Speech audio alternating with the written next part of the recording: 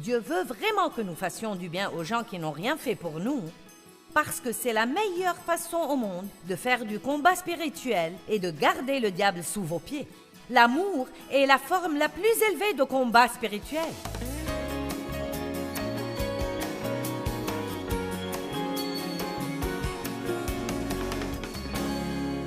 De Timothée,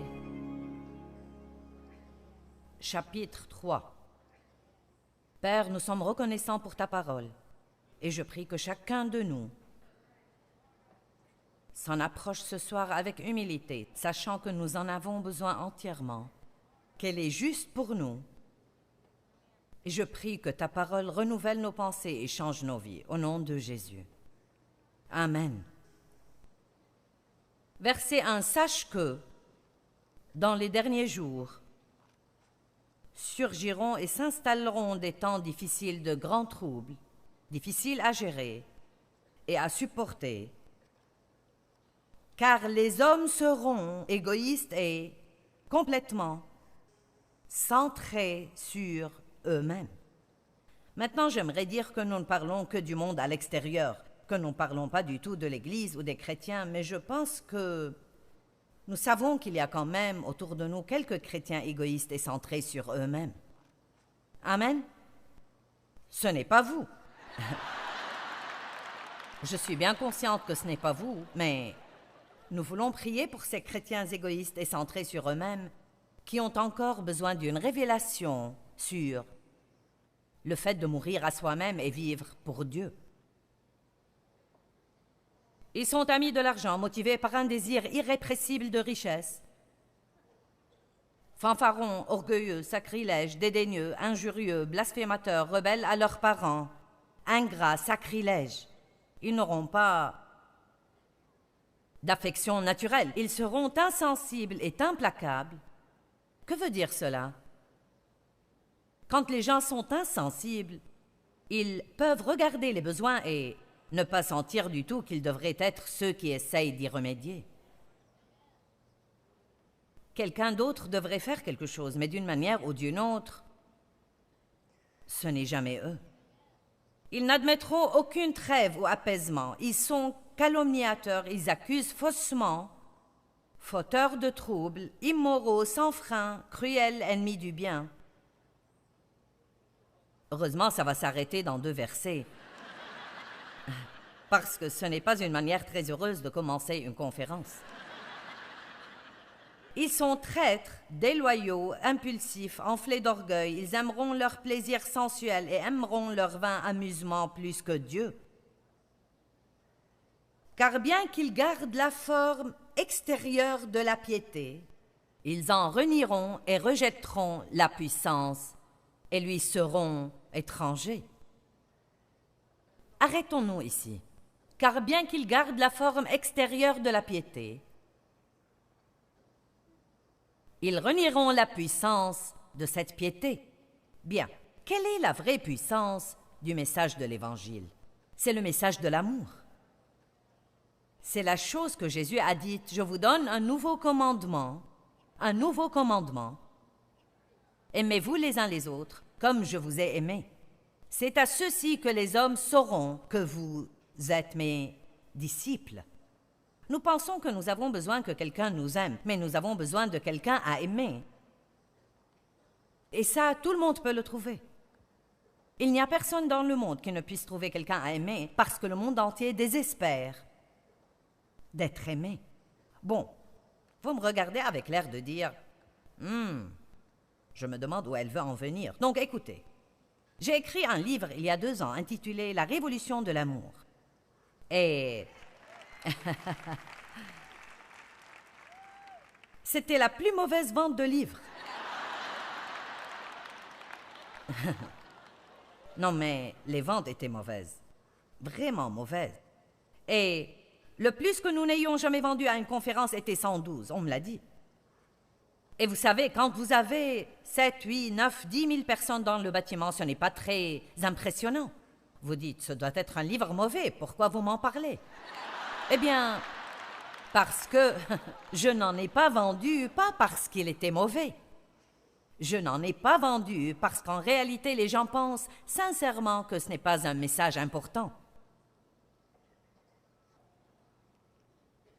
Ou alors ils pensent qu'ils savent déjà tout sur l'amour. Mais si c'était le cas, si vraiment si chaque croyant, si tous ceux qui se considèrent eux-mêmes comme croyants en Jésus sortaient dans leur coin du monde en marchant dans l'amour,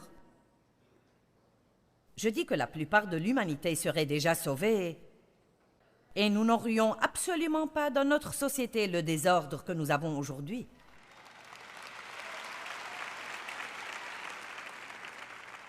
Et beaucoup de gens sont intéressés d'avoir une réponse à notre dilemme dans le monde. D'un point de vue spirituel, je crois que la réponse à ce dilemme est vraiment de sortir de notre société et de représenter le Christ, pas juste d'avoir un tas de religions mortes et sèches, mais vraiment d'avoir le caractère de Dieu, développé dans notre vie, marchant avec les fruits de l'esprit, dont la Bible dit qu'aucune loi n'est contre les fruits de l'esprit. Quand nous marchons dans l'amour, il est vraiment impossible pour les gens de trouver quelque chose de mal chez vous. Peut-être ils essayent pendant un temps, mais l'amour fait fondre le cœur le plus dur et le plus froid. Mais ça doit être l'amour véritable. Donc j'appelle la conférence de ce soir. Qu'est-ce que l'amour véritable? Vous savez, il y a des magazines « Amour véritable »,« Vraie histoire d'amour ». Donc, je déduis que s'il y a l'amour véritable, il y a un amour qui n'est pas vrai. S'il y a une vraie histoire d'amour, il y en a une fausse. Donc, la sorte d'amour qui n'est pas bonne est celle dont nous parlons, qui n'a pas d'effet du tout. C'est juste une conversation, c'est juste un sermon. Mais quand il est question de le mettre en œuvre dans nos vies quotidiennes, alors nous déchantons. Donc, vous savez quoi, je suis furieuse contre le diable. Et je vais prêcher sur l'amour ce soir, jusqu'à ce que les gens se lassent de m'entendre prêcher ou bien vont le mettre en pratique.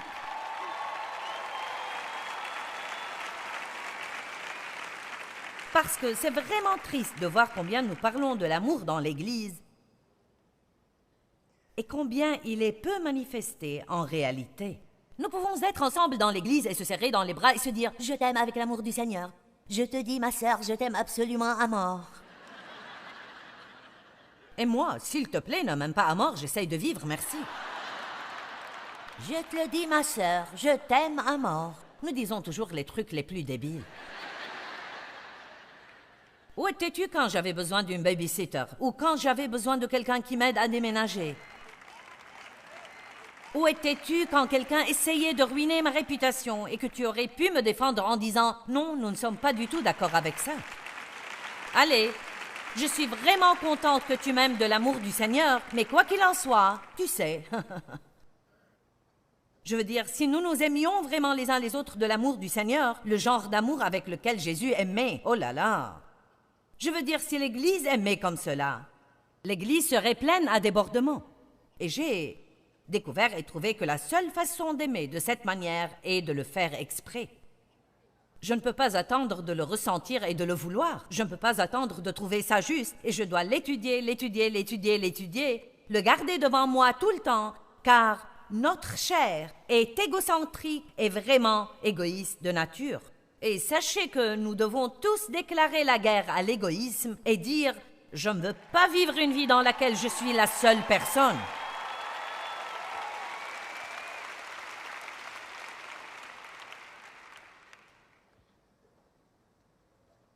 La Bible dit que l'amour est la chose la plus excellente. Regardez 1 Corinthiens 12, verset 31.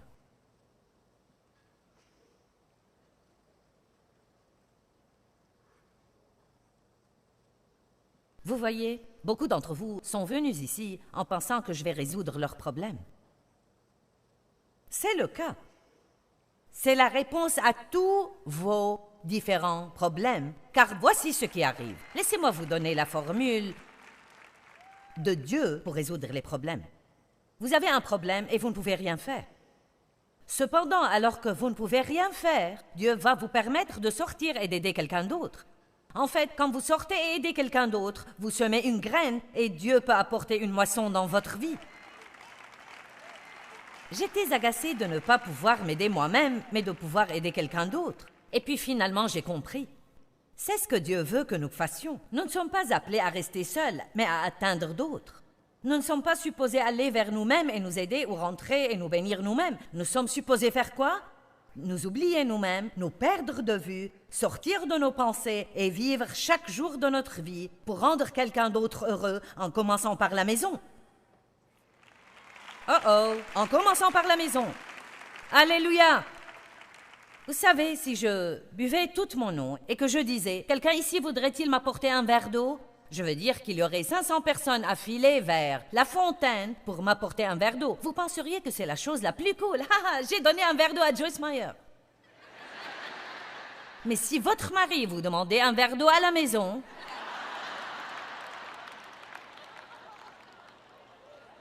qui crois-tu que je suis, ton esclave? Sers-toi toi-même.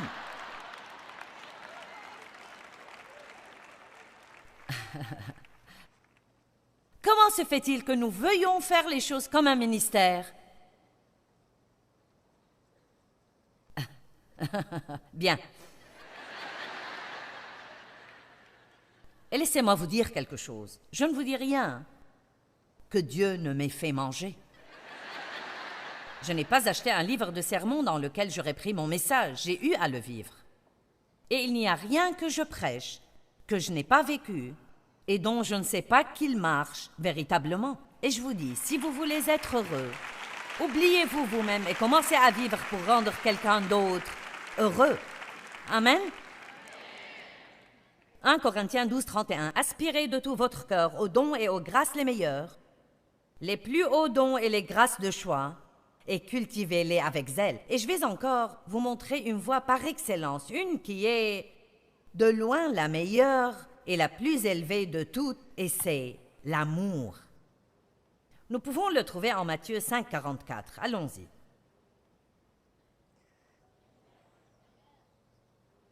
Qui pense qu'il a besoin de cela?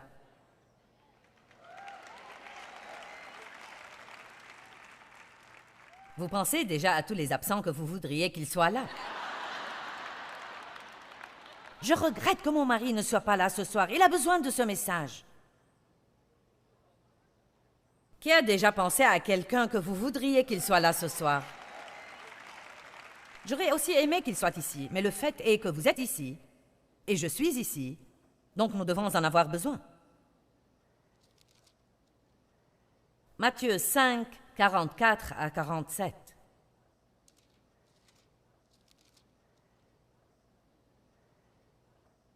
Mais moi, je vous dis, aimez vos ennemis et priez pour ceux qui vous persécutent, afin de montrer que vous êtes enfants de votre Père, qui est dans les cieux.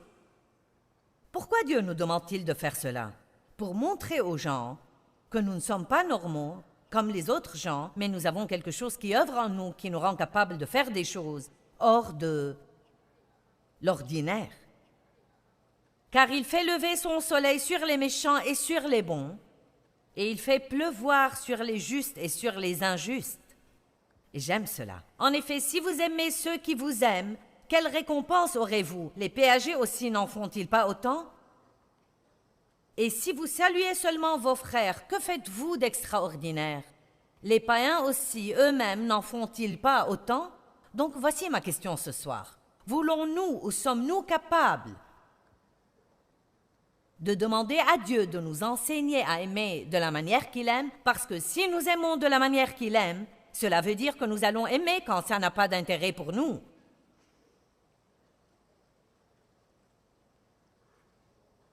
Bonjour à vous tous.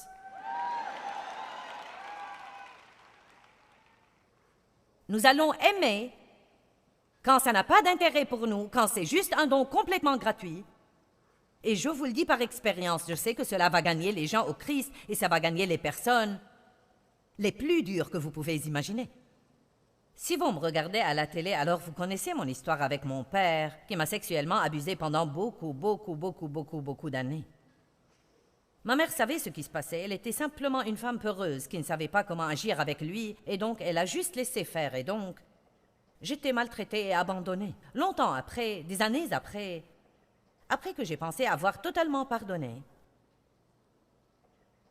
Dieu a mis dans mon cœur, comme ils vieillissaient, que je devais leur acheter une meilleure maison où vivre, prendre vraiment bien soin d'eux jusqu'à leur mort. Et c'était la dernière chose au monde que je voulais faire, car j'ai dit à Dieu, « Et qu'est-ce qu'ils ont jamais fait pour moi ?» Il a dit, « Tu respires, n'est-ce pas ?» Donc l'idée, c'est que Dieu veut vraiment que nous fassions du bien aux gens qui n'ont rien fait pour nous, parce que c'est la meilleure façon au monde de faire du combat spirituel et de garder le diable sous vos pieds. L'amour est la forme la plus élevée de combat spirituel. Si vous pensez que vous faites quelque chose d'intelligent en restant en colère contre quelqu'un et en essayant de vous venger de lui, c'est absolument la pire chose que nous pouvons faire contre nous-mêmes. Ça empoisonne nos vies quand nous faisons ça et c'est basé uniquement sur des émotions. Je sens, je sens, je sens, je sens.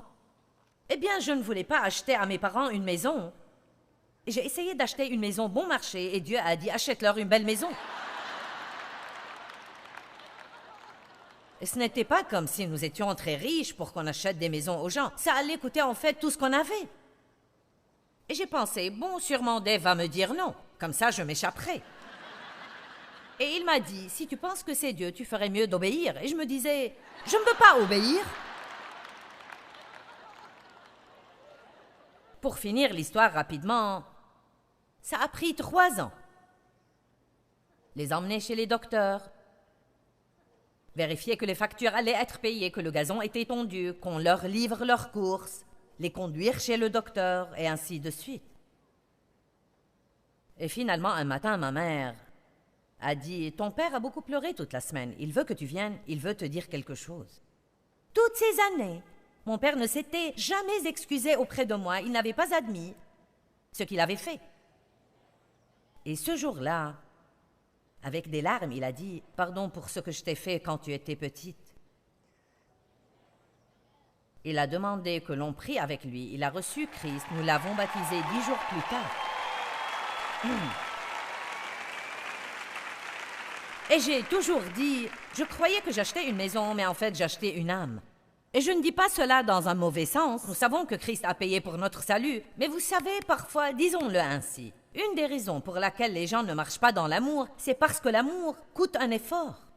Et ça va toujours, comprenez bien, ça va toujours vous coûter quelque chose. Si c'est l'amour véritable, ça vous coûtera toujours quelque chose. Ça va vous coûter du temps, des efforts, même de ne pas commencer une bagarre dans votre maison. Ça va vous coûter votre fierté. Vous allez devoir accepter de ravaler votre fierté et de laisser quelqu'un penser qu'il a raison quand vous avez raison.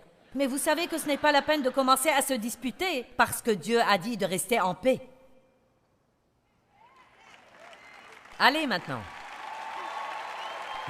Ça va s'améliorer au fur et à mesure de la session. Et il ne s'agit pas de devenir un paillasson. L'amour ne signifie pas que vous laissiez tout le monde vous marcher dessus. Voici ce que ça signifie. Vous confrontez quand Dieu vous dit de confronter et vous l'attendez quand il vous dit de l'attendre. Et j'ai trouvé que quand j'agis ainsi, la plupart du temps, quand Dieu me dit de faire face, je n'aurais rien dit. Et la plupart du temps, quand je veux faire face, il me dit de ne rien dire. Quand quelqu'un nous a blessés, la chose la plus difficile est de laisser tomber et laisser Dieu défendre lui-même notre cause. Nous voulons prendre position pour nous-mêmes, n'est-ce pas? Quelqu'un reçoit-il déjà quelque chose de cet enseignement? Maintenant, écoutez, si vous attendez que l'autre fasse ce qui est juste, j'ai une annonce à faire ce soir. Vous êtes celui qui entend ce message, alors soyez celui qui commence le premier. Et pas seulement ça, si c'est vous le chrétien dans votre maison, alors c'est à vous de commencer en premier. N'attendez pas que les gens qui ne connaissent pas la parole fassent ce qui est juste. Ils ne savent même pas ce qui est juste. Donc nous devons le faire pour l'exemple. Mon mari a été un merveilleux exemple pour moi dans les premières années de notre mariage. Et vous m'entendez raconter ces histoires amusantes concernant Dave, et j'en ai encore d'autres. Dave a fait des trucs nouveaux que vous ne croirez pas. Je veux dire tout neuf. Nous avons une nouvelle histoire de Dave. Amen. Mais vous voyez, le fait est que quand Dave et moi, Nous sommes mariés. Il était un chrétien fort. Bon, je croyais en Dieu et j'étais née de nouveau quand j'étais enfant, mais je ne savais rien. Et vous savez, peu importe à quel point vous êtes né de nouveau, si vous ne savez rien, vous n'allez pas vous comporter comme il faut. C'est pourquoi il faut étudier la parole. Dave, lui, était un homme de Dieu, fort et très mature, et il était l'homme parfait pour moi car j'avais vraiment besoin de quelqu'un. Non qu'il me parle de Christ, non pas qu'il me dise « Oui, j'aime ces mots, je t'aime beaucoup », mais je ne savais même pas ce que c'était. J'avais besoin que quelqu'un me montre ce que c'était. Et il était le même, quelle que soit la manière dont j'agissais. Je veux que vous compreniez ceci. Peu importe comment j'agissais, il restait le même. Si vous voulez avoir un impact sur les non-croyants dans votre maison ou bien à votre travail, peu importe ce qu'ils font, vous restez le même. C'est ce que Jésus faisait. Il ne changeait pas avec les circonstances, ni était hypocrite avec les gens qui étaient hypocrites. Il restait le même.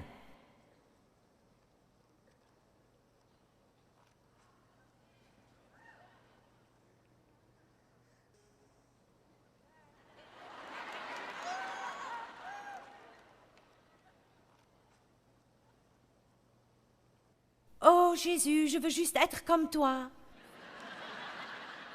Je te soumets tout. Vous voyez, c'est ce que j'appelle une religion hypocrite. Et ne vous méprenez pas, j'y ai participé pleinement aussi. C'est juste que nous apprenons ces comportements artificiels et ces petites paroles chrétiennes. Je t'aime de l'amour du Seigneur. Mais dites-moi, qu'est-ce que c'est que ça? Et où es-tu quand j'ai besoin de toi? Où es-tu quand il faut que quelqu'un défende ma réputation? Où es-tu quand j'ai besoin que quelqu'un reste simplement avec moi 1 heure parce que j'ai l'impression que j'agonise? Et je préférerais que tu ne me prêches pas, mais que tu sois là avec moi.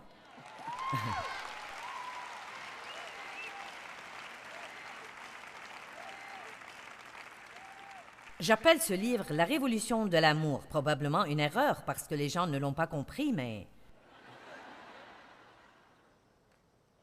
J'ai utilisé le mot « révolution » parce que c'est un changement soudain dans la façon dont les choses sont habituellement faites. Et si nous n'avons pas besoin d'un changement soudain et radical dans le monde aujourd'hui, je ne sais pas qui en a besoin. Et la seule chose qui, à mon avis, va vraiment changer toute la haine, l'amertume, le ressentiment, la méchanceté, le péché, la misère, l'égoïsme et l'égocentrisme, c'est l'amour complet. Et il va falloir que beaucoup de chrétiens veuillent allumer leur lampe, sortir dans le monde et agir comme Jésus. Ça ne viendra pas en prêchant aux gens tout en ne faisant rien.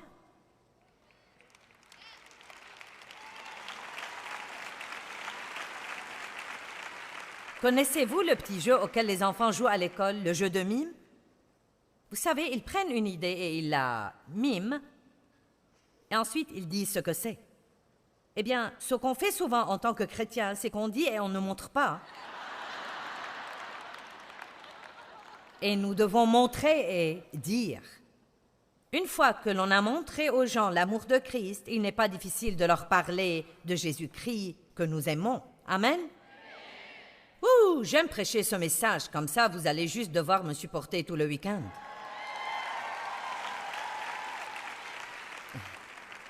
En Matthieu 22, 36, on demande à Jésus, quel est le commandement le plus important, le plus grand? Quel commandement est le plus grand et a le plus de poids? Quel commandement est grand et important? Lequel est le principal? Certains commandements sont légers. Lequel a du poids? J'aime ça. Oui, apporte-nous une parole de poids, ma sœur. Il lui répondit, tu aimeras le Seigneur ton Dieu de tout ton cœur, de toute ton âme et de toute ton intelligence et tes pensées. Un autre verset dit, de toute ta force. C'est là le grand commandement le plus important, le premier. Un second, cependant, lui est semblable. Tu aimeras ton prochain comme tu t'aimes toi-même. Si vous avez une guerre en vous, vous vivez sous la condamnation tout le temps, vous avez honte de qui vous êtes, et vous ne vous aimez absolument pas, alors vous avez besoin de mettre ce message sur l'amour de côté. Ne le jetez pas. Mettez le juste de côté et mettez la main sur un bon enseignement. J'en ai quelques-uns, d'autres personnes en ont. Concernant le fait de vous accepter vous-même du fait de ce que Christ a fait pour vous, en apprenant qui vous êtes en Christ, ayez une bonne relation avec vous-même, une bonne relation avec Dieu, et ensuite vous êtes capable de sortir et d'attaquer le monde avec l'amour de Dieu. Amen.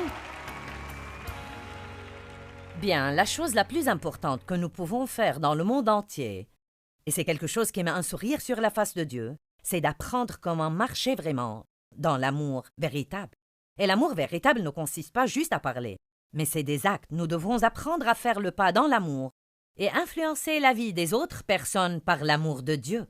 C'est le plus grand panneau publicitaire que nous pourrons jamais porter pour Jésus, c'est d'aimer les gens. La Bible dit au psaume 37,4 que même quand vous êtes dans des temps d'épreuve vous-même, vous devez faire confiance à Dieu et bien agir. Faites confiance à Dieu et mettez un sourire sur le visage de quelqu'un d'autre et votre délivrance va venir.